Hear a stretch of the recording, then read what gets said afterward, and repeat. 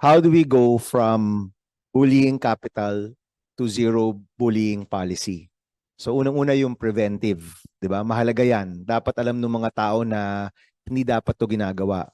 May mga bata dun sa video, nakatingin lang habang may kaklase silang binubugbog. Dapat hindi ganun yung kultura natin. Yung kultura dapat natin, we step in kapag merong, 'di ba? Senator Erwin, Senator Rafi, pag may inaapi, we step in right away, 'di ba? Kapag may napeperwisyo. Unang-una. Pangalawa, yung penalty. Kung walang penalty kasi, tuloy-tuloy 'yan. Tuloy-tuloy.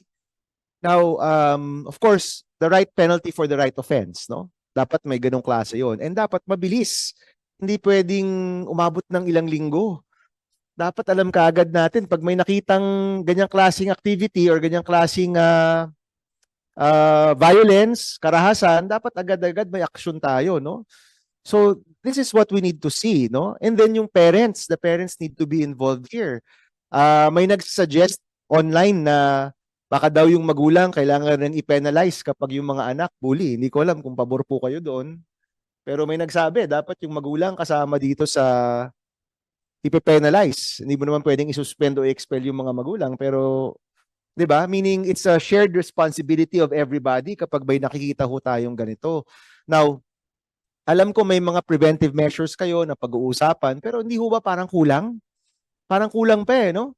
Ano po ba and we will get to Miss Bermundo later, no, yung kanilang ginagawa sa Batasan Hills. Pero at your level sa national, sapat na po ba yung bagong DepEd order? Sapat na po ba yung hotline? Is that enough or ano po bang hinahanap ninyo para ma-address natin tong problema? Mr. Chair, good Yes. morning. Tama ka, Mr. Chair. Dapat may parusa sa mga magulang.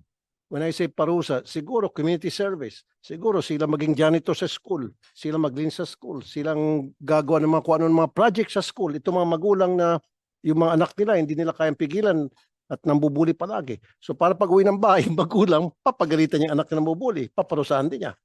I think that for me, it will work. Am I right, Attorney? Attorney, go ahead. Thank you, Mr. Chair, Sen Tulfo. First, siguro po, I'll respond to yung mga points po that you mentioned po.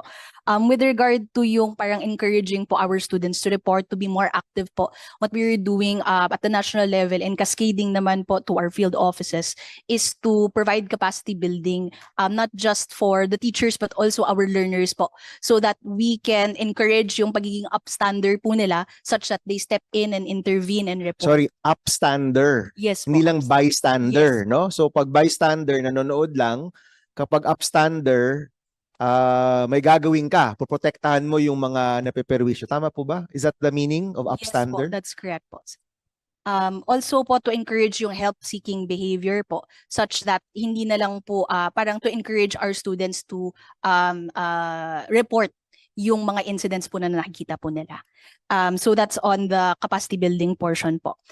With regard to yung sa parents naman po, we are currently crafting a program po for the parents kasi nga po we recognize the insights dun sa EDCOM 2 report that are saying that we need to capacitate din po yung mga parents more in terms of the prevention of bullying po. So currently po we are crafting a program so that we can help yung ating mga parents po to be able to identify yung red flags, to be more present po.